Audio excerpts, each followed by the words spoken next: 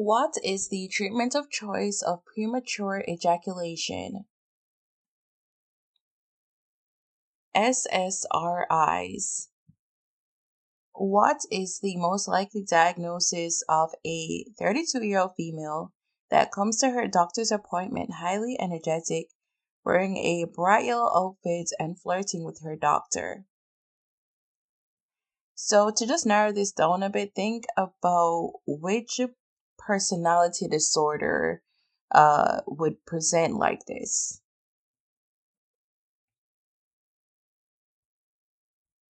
If you said histrionic personality disorder, you are absolutely correct.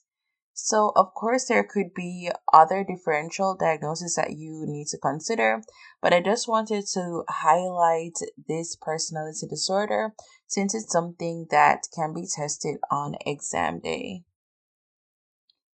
What electrolyte abnormalities may be seen in a patient with bulimia?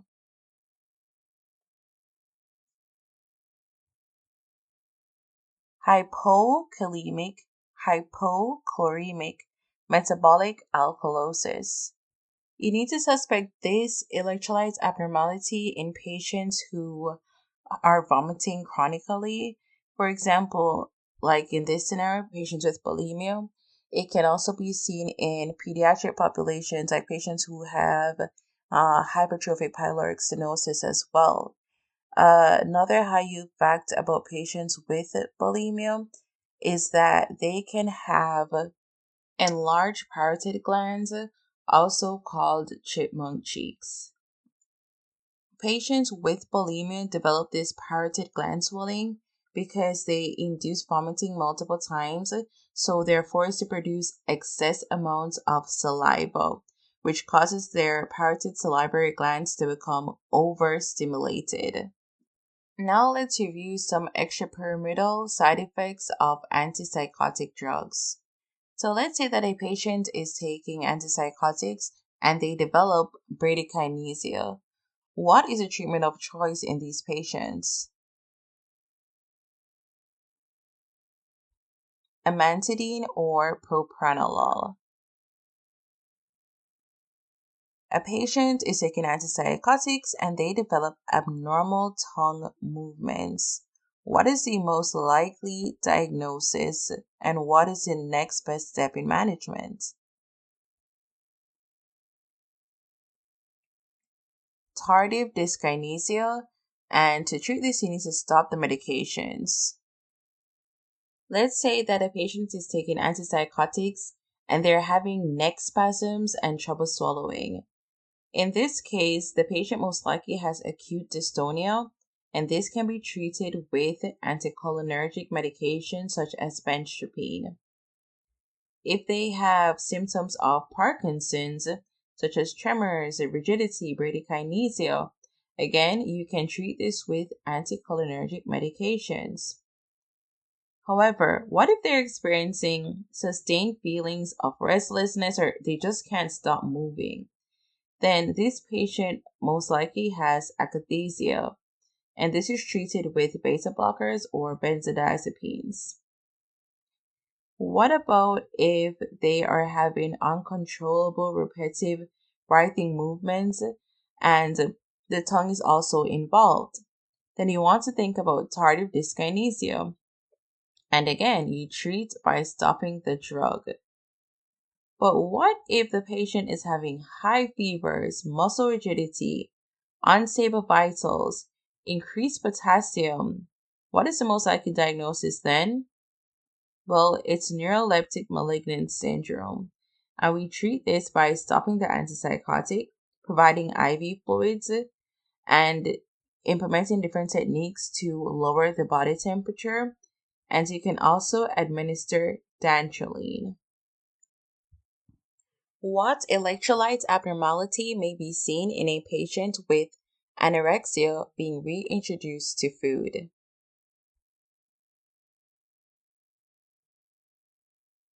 Hypophosphatemia. So this is because patients with anorexia who are reintroduced to food can experience refeeding syndrome. This is a metabolic condition that typically occurs in persons receiving nutritional therapy after a period of severe malnutrition.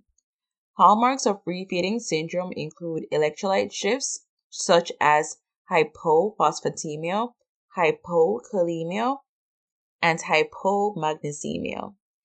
They may also experience fluid imbalances and salt retention.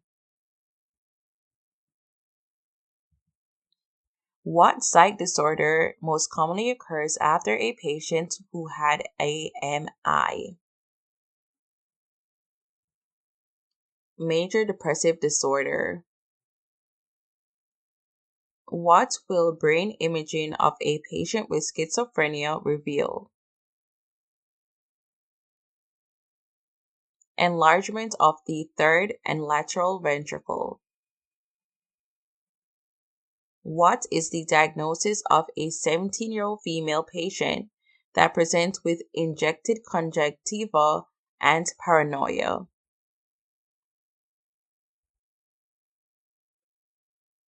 Marijuana intoxication. What is the diagnosis of a 22-year-old male that presents with meiosis, nystagmus, and aggressive behavior?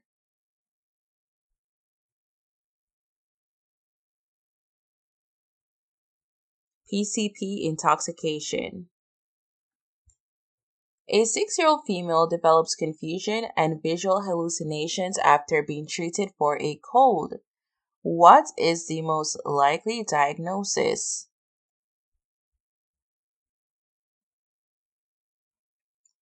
Anticholinergic delirium. So there are many causes of delirium. One way that examiners like to test this topic is by having a patient who has been having severe allergies and they're taking all this medication and they're now delirious. So you need to consider anticholinergic delirium in such clinical presentations. What area of the brain is affected in a patient with CAG expansion? First, you need to know what condition is associated with CAG expansion, and that is Hunter's. So, what part of the brain is affected in this condition? If you said the caudate nucleus, then you are correct.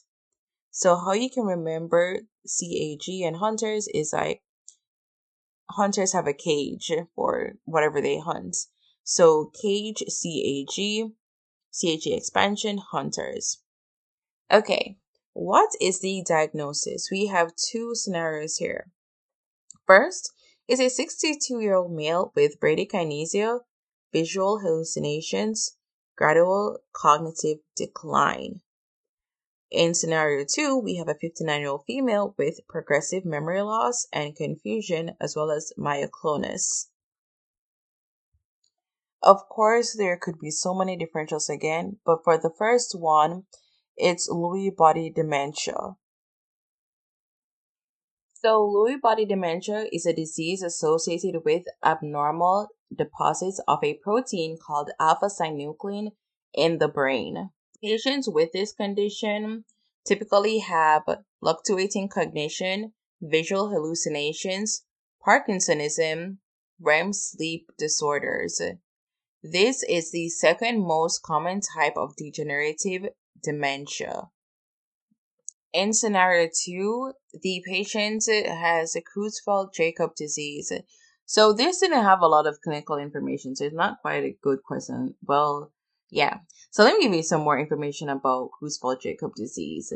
So it's a human prion disease that leads to a rapidly progressive dementia. And they have a rapidly progressive mental deterioration such as poor concentration, memory, and executive functions, as well as myoclonus. So if you do a lumbar puncture, you're going to see the presence of 14-3-3 protein, and neuropathology can show spongiform vacuolation. What part of the brain is affected in a 47-year-old male patient with Down syndrome who presents with a history of forgetfulness? Well, recall that patients with Down syndrome have an increased risk of developing Alzheimer's disease. So if you know this fact, what part of the brain is affected in Alzheimer's disease? Well, if you said the nucleus basalis of Maynard's, then you are absolutely correct. What is the best next step in management in a patient who reports feeling sad and proximal muscle weakness? Physical exam also reveals a heart rate of 54. Serum TSH. So it's very important that if you are reading a clinical scenario and you're thinking, wow, this patient is depressed, and they give you some vital signs or different lab results, you want to look at that closely and look for other causes of depression. Don't just think, oh, major depressive disorder because it's your psych show. Consider other differentials such as hypothyroidism. At what age is nocturnal enuresis pathological? In patients older than 5 years old. What is the treatment of choice of a patient who develops fever and muscle rigidity after starting a new antipsychotic?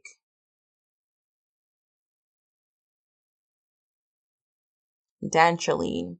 So recall that patients who have fever, vital sign instability, muscle rigidity, and they have a history of taking antipsychotics, you want to think about neuroleptic malignant syndrome. To treat these patients, you need to provide IV fluids, implement cooling techniques to manage their fever, and also you can give dantrolene. What antidepressant is preferred in a patient who wants a drug with less sexual side effects and will not cause weight gain?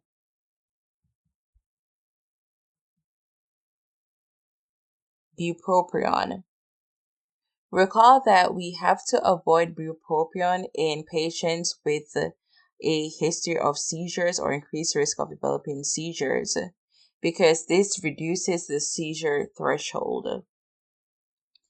What is the most likely cause of a 21-year-old female that presents with agitation, paranoia, tachycardia, hyperreflexia, and rapid speech? So think about it in terms of substance use. If you said amphetamine intoxication, you are absolutely correct. What is the most likely cause of visual hallucinations, anxiety, paranoia, and negative urine screen? Again, think about substance use. LSD. What hormonal changes cause amenorrhea in a patient with anorexia? Well, patients with anorexia have low GnRH, which causes low LH and FSH, which leads to low estrogen. So everything is basically low in patients with anorexia. What sleep changes are normal in the elderly? Decreased REM sleep time and stage N3, and increased REM latency. What is the treatment of choice for a patient who is being treated with depression that develops prolonged QT interval and convulsions?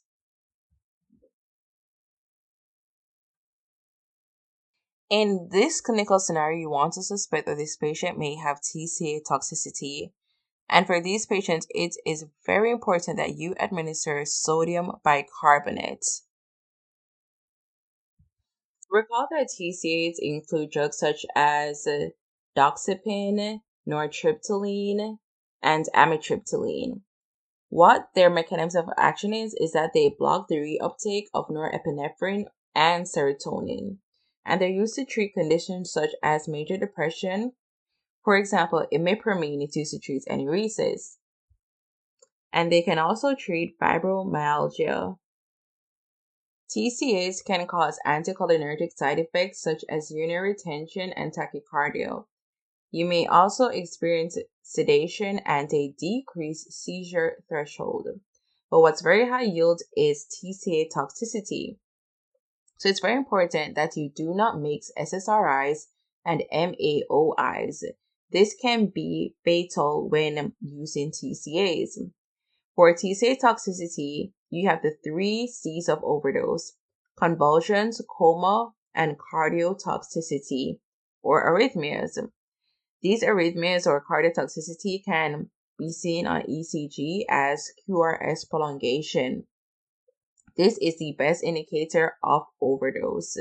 These patients may also experience respiratory depression and hyperpyrexia, as well as confusion and hallucinations in the elderly. So to treat these patients, like I mentioned before, you need to give sodium bicarbonate for the cardiovascular toxicity. This stabilizes the cardiac membrane potentials and leads to increased binding of TCA to serum proteins, which improves renal excretion of TCA. A patient with multiple sclerosis develops sudden vision loss and is being treated for their condition. 2 days later, the patient reports auditory hallucinations and paranoia. What is the most likely diagnosis?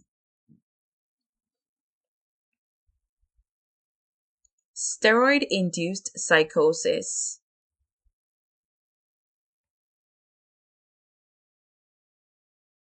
Polysomnography reveals decreased REM latency and decreased sleep latency. CSF would reveal a decrease in which hormone? Well, first we have to know what is the diagnosis. So what sleep disorder would result in a decreased REM latency and decreased sleep latency? Well, the answer is narcolepsy. So which hormone is decreased in the CSF of narcolepsy patients? And the answer is orexin. Orexin is also known as hypocretin. So if you see a decreased level of orexin or hypocretin, think about narcolepsy. Patients with narcolepsy can experience excessive daytime sleepiness or even hallucinations. So let's say that you have a 19-year-old male that presents complaining of an irresistible urge to sleep at sudden times throughout the day.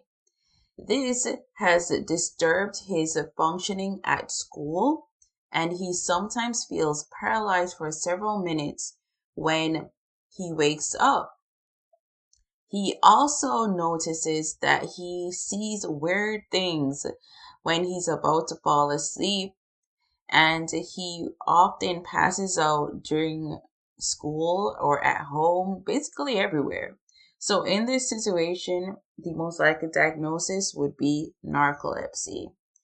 And in order to treat these patients, the first line drug is modafinil. But aside from pharmacologic intervention, you can also implement sleep regulation such as scheduled daily naps. What is the most likely diagnosis in an obese patient who presents with loud snoring, morning headaches, and 4 to 5 jerks of lateral gaze? Sleep-related hypoventilation, or SRH. The hypoventilation that these patients experience may be due to breathing that is too shallow or too slow, obstructed airways, or restricted or damaged lungs. What is the most likely cause of a patient who has schizophrenia to develop mouth ulcers after starting a new drug to treat their condition? Agranulocytosis. So this can be due to drugs such as Clozapine. Patients who are on Clozapine require weekly white blood cell monitoring. And if they do develop agranulocytosis, then you want to treat by stopping the drug, implementing a neutropenic protocol, and possibly giving them filgrastim as well. What hormone is likely to be elevated in a patient with major depressive disorder? Cortisol. Okay, what is the most likely diagnosis? You have a 64-year-old female where her husband recently passed away just 3 months ago, and sometimes she reports that she hears his voice. On the other hand, you have another 64-year-old female, and her husband passed away 7 months ago and reports feeling very tired. She started abusing certain substances and avoids any reminders of her husband. What is the most likely diagnosis in these two scenarios? So as you can possibly tell, we are evaluating grief. So what type of grief are they experiencing? Well, the first patient is experiencing normal grief. I wanted to bring out this point because oftentimes when you see that, oh, they're hearing their loved one's voice, you're saying, oh, this must be pathological. But no, that is or can be a part of normal grief. However, for pathological grief, you want to think about someone who really avoids anything to do with the person that passes away. Like they avoid any reminders, they avoid going through the process of grief, and they start to develop new habits that they haven't done before that are harmful. For example, this patient that had started using new substances.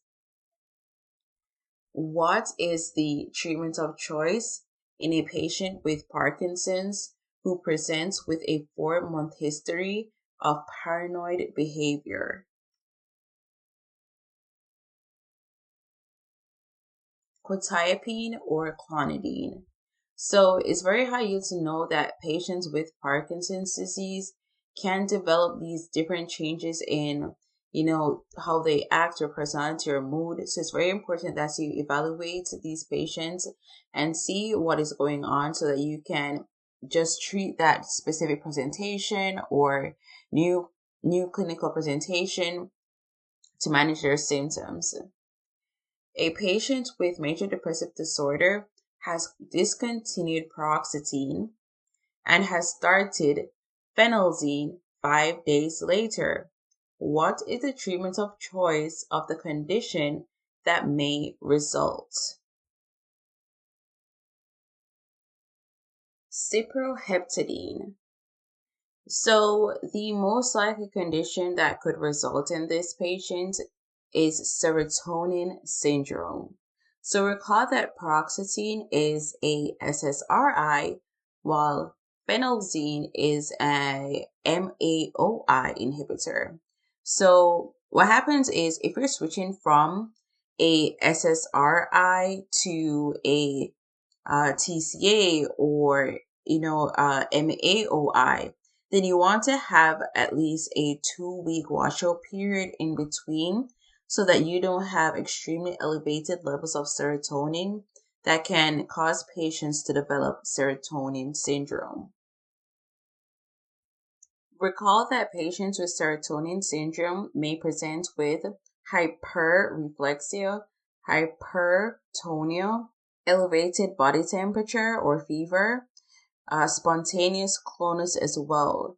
They may also have autonomic instability such as heart rate changes, sweating, shivering, and flushing.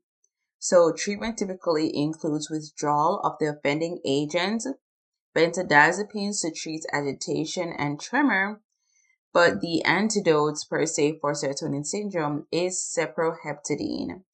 What is the diagnosis? So again, we have two patients here.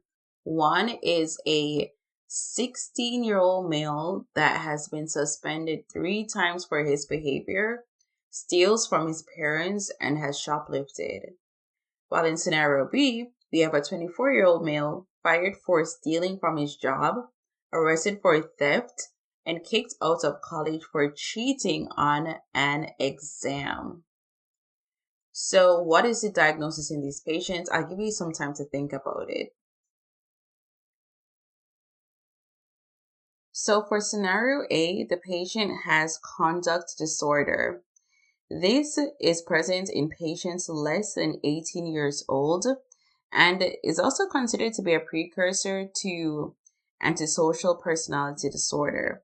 Basically, patients with conduct disorder, they're less than 18 years old and they have a consistent behavior that violates social norms, and they can even break the law at this point. So let's say that you have a 13-year-old who has been suspended from school 10 times for stealing from children or bullying other children.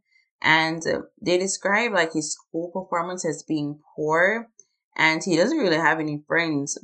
So this patient could have a conduct disorder. Of course, there are other possibilities that you need to consider. In scenario B, however, this is antisocial personality disorder. So typically conduct disorder greater than 18 years old or in patients older than 18 years old is classified as antisocial personality disorder. So these patients basically have they're doing the same things as conduct disorder. So they're breaking the law. They're doing things outside of social norms. But it's very important that you are able to distinguish between conduct disorder and antisocial personality disorder, because examiners like to test you on this concept and they can have both answer choices. But the main thing that would help you to differentiate between the two is the age of the patient. What is the treatment of choice of a patient who has a history of depression and develops a blood pressure of 220/100 after having red wine? Well, the answer is phentolamine. So it's very important to note that if a patient is being treated with depression and then they have these extremely high blood pressures, you want to think about the first thing is that what drug could they be taking that could be causing this? What drug or interactions is happening here? So in a patient with a history of depression, one possible drug that they could be taking that could cause really high blood pressures is MAOIs. When you take MAOIs and alcohol, this can lead to a hypertensive crisis. It can also happen if you have certain foods such as aged cheese as well. So patients on MAOIs need to have a very specific diet or just try to avoid certain things. So a quick aside on phentolamine. So the mechanism of action for this drug is that it reversibly blocks alpha-1 and alpha-2 receptors. The blockage of alpha-1 receptors cause decreased vasoconstriction, which leads to a decreased blood pressure. It's important to know that phentolamine has no effects on beta blockers, just on the alpha receptors. So because it decreases blood pressure, this is why clinically we use phentolamine in patients with who are taking MAO inhibitors who eat tyramine containing foods and develop a hypertensive crisis. So when you think about adverse effects, one possible adverse effect is orthostatic hypotension, reflex tachycardia. What psych disorder is most common in patients after they experience AMI? Well, to get the answer to this question, just continue watching this psych series. And if you like this type of content, please be sure to pop that like button, hit subscribe, and that notification bell so that you never miss another video like this.